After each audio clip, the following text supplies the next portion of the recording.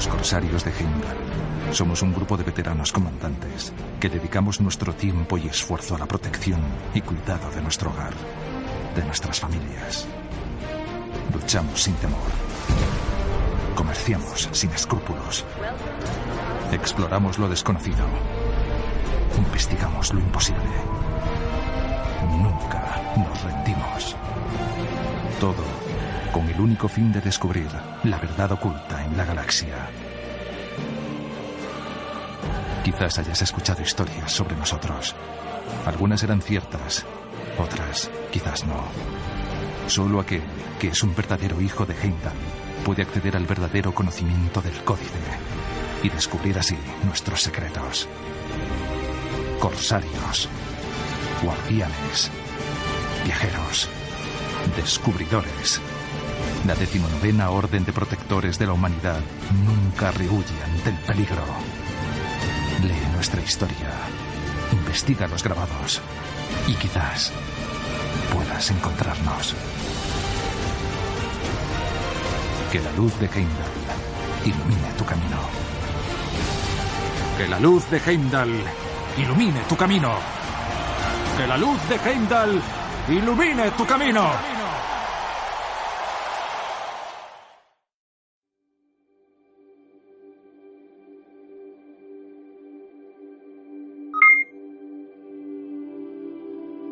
Entrada en bitácora. Anotación histórica. Nuestro camino a las estrellas, segunda parte. El surgimiento del Imperio.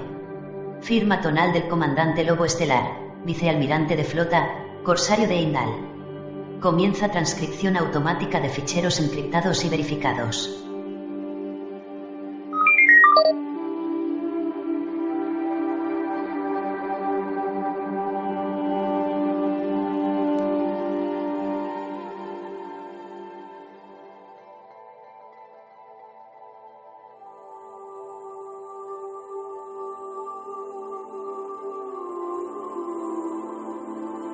Como veníamos diciendo, a mediados del siglo XXIII la Federación de Sistemas Estelares estableció sus bases de funcionamiento mediante el Acuerdo Federativo, un documento que concedía derechos y obligaciones a 5 sistemas estelares a los que había llegado el ser humano. Los principios que sostienen a la Federación son los que emanan de la democracia, un sistema casi tan antiguo como la civilización humana. En este sistema cada ciudadano elige a sus representantes políticos. El Congreso es dirigido por el presidente de la Federación, cuyo cargo dura 8 años, aunque se le somete a una cuestión de confianza cada 4 años. Pero aunque los pilares de la Federación son humanistas, desde su mismo origen las corporaciones comenzaron a engrasar todos los engranajes de esa maquinaria democrática, y la corrupción se hizo con amplias cuotas de poder al tiempo que se ampliaban los territorios del hombre.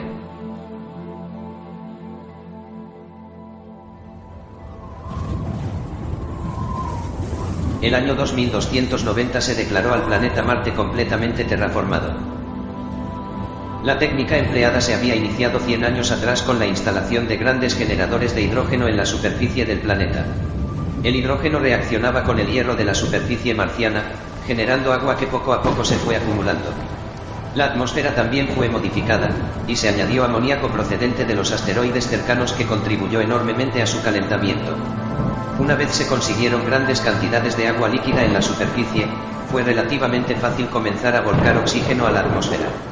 Un proceso largo, multigeneracional, pero que permitió convertir a Marte en un planeta con océanos, prados y atmósfera respirable.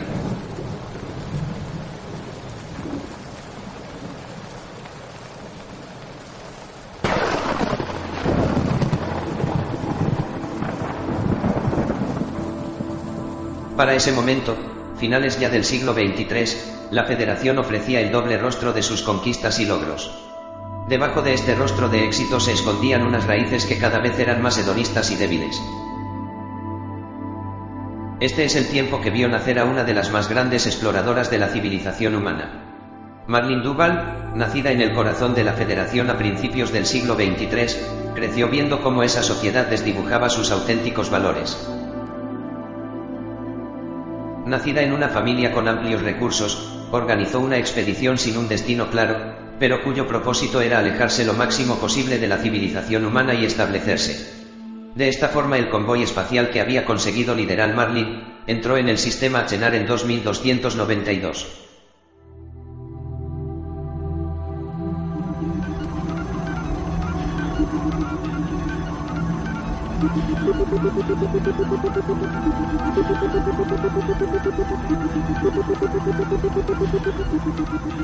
Achenar, también conocida en los catálogos como Alfa Eridani, es la estrella más brillante de la constelación Eridani. El nombre de Achenar le viene de los antiguos viajeros árabes que la llamaban Ajenurari, significando el final del río. Achenar es una gran estrella blanco-azulada de aproximadamente 7 veces la masa del Sol, aunque es del orden de 150 veces más luminoso que este. Un hecho que hace única a esta estrella es que su altísima velocidad de rotación la convierte en la estrella menos esférica de la galaxia, siendo un esferoide claramente achatado por los polos.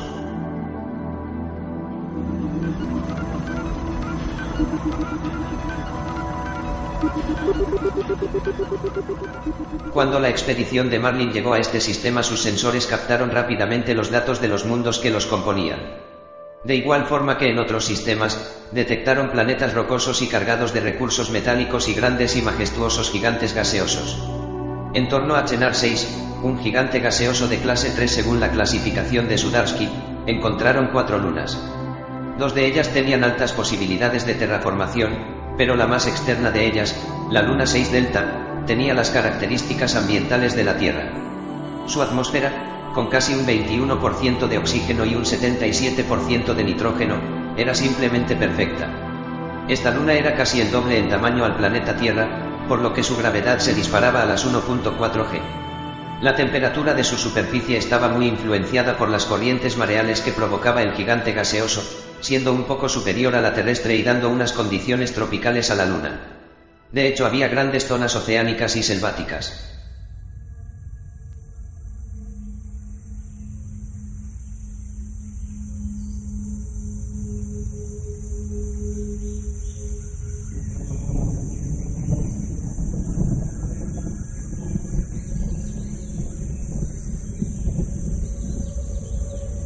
La expedición descendió hasta la superficie de 6 Delta, encontrando un mundo lleno de vida indígena y nuevo punto de comienzo para la especie humana.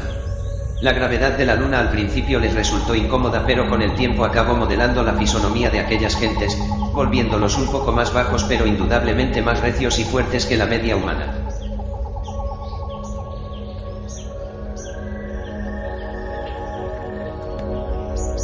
Marlin Duval decidió llamar a aquella luna Capetón, fundando una sociedad alejada de la corrupción de la Tierra. Para ello creó un consejo de sabios al que llamó Senado. Estos sabios, conocidos como senadores, representaban al pueblo y durante un tiempo conformó una forma ideal de gobierno. Este fue el tiempo de la República de Achenar, nacida bajo ideales pacifistas y de cooperación. Aunque Marlin era la cabeza del Senado, su puesto era poco más que honorífico. No obstante, su presencia tenía gran influencia en las gentes de aquella luna. El objetivo del Senado era distribuir el poder político entre las diversas partes de la incipiente colonia.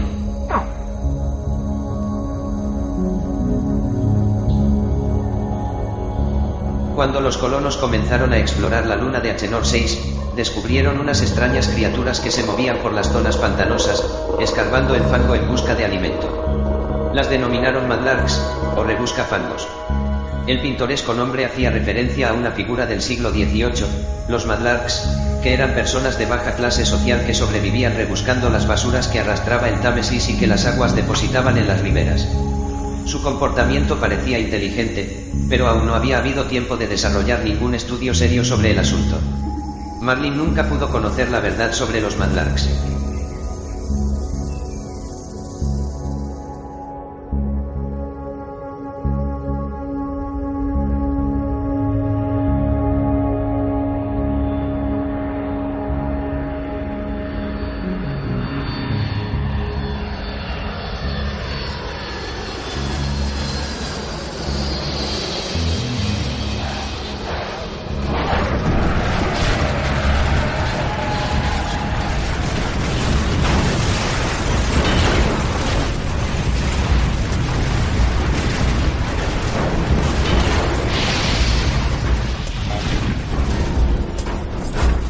En 2296 la brillante exploradora y líder falleció en un accidente aéreo en el que también fallecieron su pareja e hijos. Su hermano, Gen Sandoval, acudió para asumir el liderazgo perdido entre los colonos, pero no asumió los ideales de su hermana. Disolvió la república y cambió el pensamiento pacífico de aquellas gentes por un profundo resentimiento contra la Federación, aumentando el poder autoritario de su figura e incitando al egoísmo y autosuficiencia entre los colonos. Gensan declaró que solo sobrevivirían si ejercían el liderazgo. Declaró la instauración del imperio y la eliminación de las elecciones democráticas.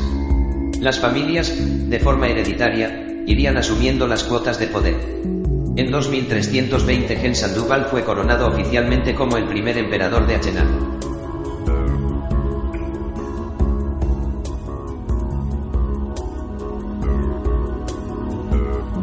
Enfrascados como estaban en los devastadores cambios políticos, el recién nacido imperio apenas dedicó tiempo a los Madlarks. Sin embargo, los exobiólogos que aún realizaban algún estudio sobre el tema apreciaron algo más. Aquellas criaturas parecían estar en una fase preagrícola y poseer un rudimentario lenguaje. Extraían trozos de barro y daban forma a objetos que aparentemente no tenían ninguna utilidad. Aquello parecía una forma primitiva de arte o de pensamiento religioso. Lamentablemente, cuando los hombres de ciencia descubrieron que esas criaturas parecían poseer un elevado nivel de conciencia, fue demasiado tarde. La colonia había llevado hasta aquella lejana luna una bacteria de la Tierra que fue fatal para los Madlarks. Antes de que se pudiera hacer nada, esta especie, la primera especie consciente encontrada en el espacio, se extinguió para siempre.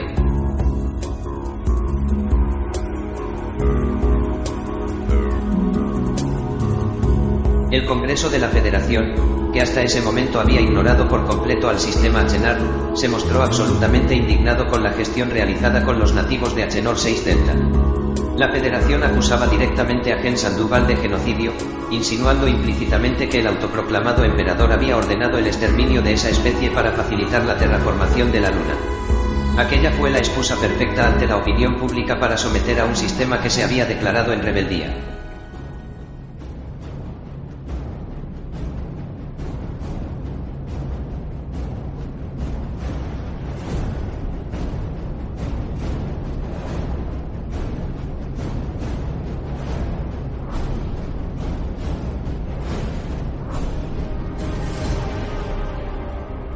La Federación comenzó a construir una flota de combate en el sistema Beta Idri, que estaría al mando del almirante Richard Morgan.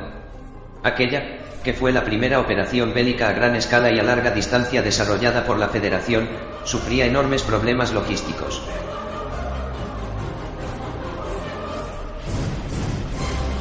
Siendo inexistentes los puntos de reabastecimiento en la ruta hasta Achenar, la flota debía llevar consigo todos los suministros que pudiera necesitar. Para 2323 la flota del almirante Morgan llegó al sistema Achenar.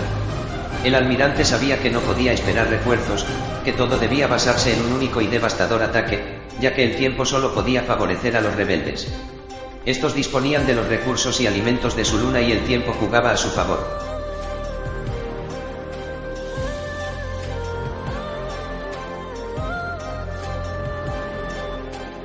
Pero Achenar contaba con amigos.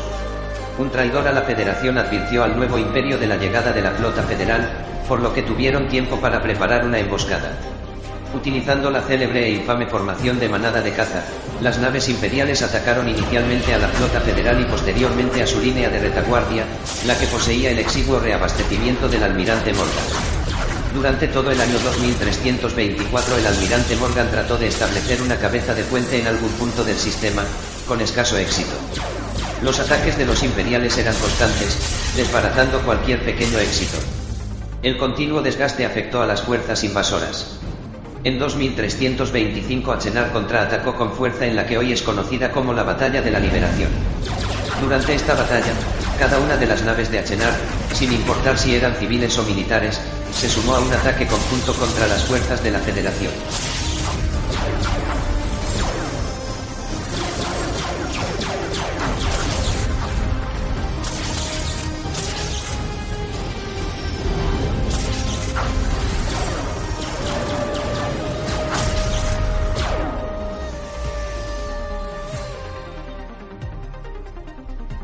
La Federación fue expulsada de Achenar, y la flota del almirante Morgan tuvo que regresar a su base en Beta Idrit, donde se reabasteció. En los 50 años siguientes se desarrollaron infinidad de escaramuzas bélicas entre la Federación y el Imperio. Gen Sandoval se dio cuenta de que necesitaba de una zona que amortiguara los continuos ataques en Achenar, por lo que se anexionó varios sistemas cercanos. Este fue el nacimiento de un imperio pansistémico, como lo conocemos ahora. El imperio de Achenar había nacido y la unidad de la civilización humana se había roto para siempre.